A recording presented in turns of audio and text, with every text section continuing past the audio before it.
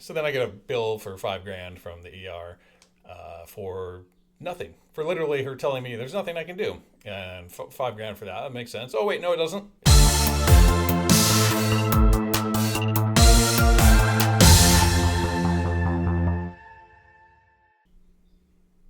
Welcome back to Dramatic Evaluation. In this video, I'm going to be doing a little health update yet again, based on some recent developments after my last health update video, which was not too long ago. Please hook me up and like the video, subscribe to the channel, and please leave a comment. Let me know if you can relate to any of the stuff that I'm about to talk about. And by the way, if you think I'm wearing pants right now, you're going to have to get real. Okay, real quick before we get going. Spoiler alert, I don't have an official diagnosis yet. I'm in the middle of figuring out this current situation. I'm like 90+% sure what's going on, but that's me self-diagnosing. I don't know. Disclaimer too, this is not a medical video. I am not giving medical advice. Don't listen to anything I say. I'm a dumb person. I'm an idiot. I'm just talking about my personal experience. I've been watching a lot of videos recently on this particular topic that I'm dealing with, and I've found it to be very helpful to listen to other people talk about it and their experiences, and I just felt compelled to do another health update on my channel to give you guys a sense of what I'm going through, but also, hey, if anybody sees this and can relate to it, or it helps anyone in any way, like these other people's videos have helped me, then that is awesome, and I'd like to do that. So let's dive right in.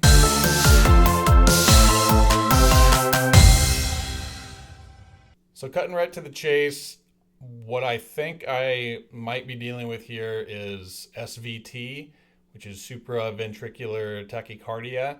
I'm not going to talk a whole bunch about what that is. Basically, it's just a thing that happens in the upper chamber of your heart where there's electrical short circuit, whatever you want to call it, that just makes your heart just freak out and just start beating super duper fast. So quick backstory, and I mentioned this in my previous health update videos, so I won't go in great detail here. I'll just do a quick update for those who have not seen those videos, or just if you want to recap. So 2 years ago, I was riding my bike outside. Normally I'll peak out at like 160, 165, absolute top maximum. I look down and my heart's on my Apple Watch and it's 206, and I'm like, what the heck? And then the rest of the ride, it was kind of hovering around 175, but I finished the ride. I didn't know what was going on. Went to a cardiologist, wore a heart monitor, couldn't capture anything. Everything was normal, so all good, whatever. 8 months later, happens again, identical. Brought on during a bike ride, peak exercise, went away both times in like 10, 15 minutes. It was like back to normal. But this time I went to the ER because I was like, what the heck is going on here?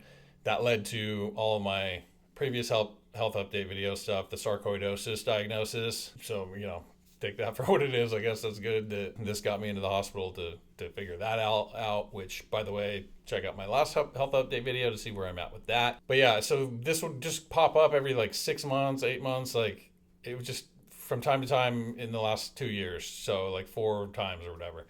Then suddenly in the last 2 months, it happened 3 times in the last couple months. So I went to the cardiologist, and now we'll get to this in a second. It happened a 4th time in these past 2 months. Okay. So I went to the cardiologist after the 3rd time. I called them. I was like, I need to get in with you like immediately. We got to talk about this. Something's going on. It keeps happening. Also, I went to the ER when it happened that 3rd time because I was like feeling a little bit of chest pain. Normally when this has happened, I don't feel anything. I feel a little shortness of breath because your heart's freaking out and oxygen's not getting to other organs and stuff like that. So I this time was feeling a little chest pain, so I was like, okay, I'm going to go to the ER. Of course, I sit there for a billion years. I'm like in a hallway. They couldn't even put me in a room. The doctor's like running by and being like, sorry, I got to go deal with this, deal with that. And then like finally comes around. I'm trying to ask her questions, and she's like, oh, well, you're not having a heart attack right now. Like you're not in any immediate danger. Your heart rate is normal right now because it subsided by the time I got there. And there's really nothing I can tell you essentially without capturing it and having data to look at, is what they told me. So then I get a bill for $5,000 from the ER for nothing. For literally her telling me there's nothing I can do. And $5,000 for that. That makes sense. Oh, wait, no, it doesn't. So, okay. Anyway, so then I go to the cardiologist. He essentially tells me the same thing where it's like, yeah, we can't do anything without the data. So here's the plan. Let's put a heart monitor on again and hopefully try to capture it. We'll do it 30 days this time instead of 2 weeks. Annoyingly, they only have ones that are for 2 weeks, so I have to do back to back, put one on, take it off after 2 weeks, go that day, get a new one put on, whatever. We'll see if I need to deal with that actually when I get to this in a minute. So I asked the cardiologist, like, point blank, like, I'm like, hey, so this has happened like 6 or 7 times now. Yes, I was quite alarmed to the point of going to the ER twice, and both times they were like, oh, you're fine, you're not having a heart attack, it's all good. And I want to avoid going to the ER and having a massive bill all the time, right? So I was like, I asked him point blank, I was like, is it safe for me to put this heart monitor on and then go out and just go ham on my bike? Because that's what's, every time it's happened, it's from exercise. So I was like, if I just go ride really hard and exercise really hard and try to get it to trigger so that this heart monitor captures it, is that safe to do? Is that recommended? And he basically was like, yeah, you should do that. We need to do that. We need to get this on here. So I'm like, okay, I get the all clear from my doctor. I'm not going to be in any immediate danger. And he's like, obviously, if it has chest pain or it doesn't go away or this and that, then go to the ER. But like, yes, let's try to do this. So that's what I do. So I get the heart monitor on. By the way, he also taught me a couple, if you're familiar with SVT, you're familiar with, there's a few different maneuvers or things you can do. You can try to dunk your head in ice water. You can try to do, there's 2 different maneuvers I've heard, vagal maneuver and then Valsalva maneuver, and some other stuff. You can try to cough forcefully or whatever, and to kind of reset your heart back to like what it's supposed to do. These work for some people, not for others. He taught me a couple of those. He like showed me, he's like, oh, if this happens while you're wearing the heart monitor, like try this or whatever to make it go away. Hey man, thanks for telling me that now, dude. So I've seen this guy for like 2 years. Like it happened 2 years ago for the first time. That's when I went and saw him. Seen him multiple times, and he's aware of like the 2 or 3 times before that it had happened. Why not tell me about this back then, dude? Like, thanks a lot, man. Like waiting 2 years later to tell me. But anyway, whatever. So now at least I know some things I can try to get them to calm down. But a lot of people's experiences that I've been seeing, they're talking about like hour-long, like multiple hour-long episodes that they then do go to the hospital to see what the people can do to get it to calm down, because it can't calm down on their own. For me, it's been, it'll calm down within like 5, 10, maybe 15 minutes every time. Thankfully, that's where I'm at with it now. The frequency of the episodes has increased, like I said, 4 times in the past 2 months, but the duration is not that long. It goes away in like 10 or 15 minutes each time. Thank God, because I don't want to have to go back to the hospital, and I don't want to have to do a thing I'm going to talk about in a minute. And of course, my refrigerator is making this weird noise that it makes all the time, and so if you hear that squeaking sound, sorry about it. That's my fridge, but I'm just going to power right through it because I need to get this video recorded. So cut to, heart monitor is on. Okay, I get the heart monitor. I go off exercising. The couple weeks leading up to it, I was exercising very, very light. Just a weak sauce version of my normal routine where it's basically, I might as well have not been exercising, right?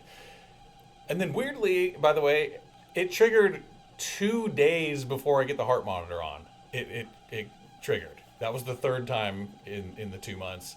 And I'm like, dude, come on. Seriously, I'm about to get the heart monitor on. I need that on to record this. Like, come on, dude. Anyway, get the heart monitor on. Day 1, try to trigger it, no success. Day 2, try to trigger it, no success. Day 3, triggered it. Okay? At the very end of my ride, I did a full ride. I start coming home, and then I start feeling it in my chest and throat a little bit. Like, this is a thing that actually is interesting to me that I'm not getting too much from other people's videos that I've been checking out or their stories or experiences. Is like, how are you being made aware of it? Because the first time it happened, I didn't feel anything. I just looked at my Apple Watch and was like, whoa, 206, what the heck? And I felt my neck, and I'm like, yeah, it's not a misreading. It's going quick. What's going on here? But I didn't feel anything. And a lot of the times I don't really feel anything. Sometimes a little shortness of breath or just odd, but I think a lot of it too is like the panic and anxiety of when that's happening. You start kind of freaking out a little bit. And so that would kind of make me a little like weak, fatigued body feeling a little bit or whatever. But like for the most part, felt relatively normal. Just my heart was beating really fast. But this time though, I was really feeling it in my, I don't even know how to describe this feeling, but this like kind of like heavy, I guess out of breath, I guess shortness of breath feeling in my like kind of throat, in between my chest and my throat, I guess. Like, I don't know, like right here where it was like, not that it was hard to breathe. Again, I can't describe it. I don't know. It wasn't hard to breathe, but I guess that's what shortness of breath feels like. I don't know. But so anyway, I go inside. I kind of do these kind of maneuvers. They're not making it go away. I'm putting ice water on my head. It's not making it go away. But I just sat there calmly, and like the other times before, after like 10, 15 minutes, it went down to 100, and then kind of 80, 90, and then finally down in like the 70s, and I was like, okay, this is getting to normal, it's fine. So yeah, kind of both good and bad. Good, I was able to get it to trigger while I'm wearing this heart monitor, right? So we've got this recorded.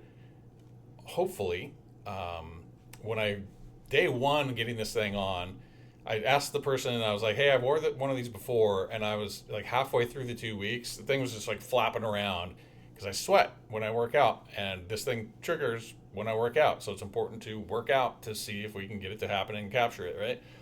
And I'm like, is there anything that can be done to not have it do that? And she's like, no, basically, like just try not to sweat. It's like, okay, yeah, that's possible. So I already in the first couple of days of riding was sweating. And on one side, it's like these two, I got it on right now. There's like the thing that captures the data in the middle. You can press the button if you're having an episode, and then there's like two nodes, a node on either side that takes the readings or whatever. One of them feels like it's a little like, because of the sweat, it was like starting to like bunch up a little bit, and like the middle part where it's like, I think takes the reading or needs to be like connected to your body, felt like it was like if I move in like this, it feels like it's like coming up off of there. So I was like, I'm really paranoid that like, oh, I got this thing to trigger during wearing this. This is perfect. They're going to have the data now, and I'm going to send this in. They're going to be like, oh, like we didn't get an accurate reading. It was like not pressed against your skin, and we don't have it. So I don't know. I called my cardiologist's office today. Of course, I can't talk to the doctor. Of course, they haven't called me back yet. It's the medical system in America. What do you expect anything better than that? And so I'm waiting to get a call back from them to see, like, hey, we got it to trigger. Can I just cut to the chase, send this in now instead of waiting the 2 weeks? Not get the second one, because like I said, it was supposed to be 30 days. Like I'm supposed to get another one for another 2 weeks after. And then a month later, have my follow-up with him. I'm like, I don't want to wait 2 months. Like, we got it. We got the recording. Let me send it to you so you can confirm what it is, what I'm pretty sure it is. I'm pretty sure from listening to all these stories and experiences, I'm very sure that this is SVT. It just has to be.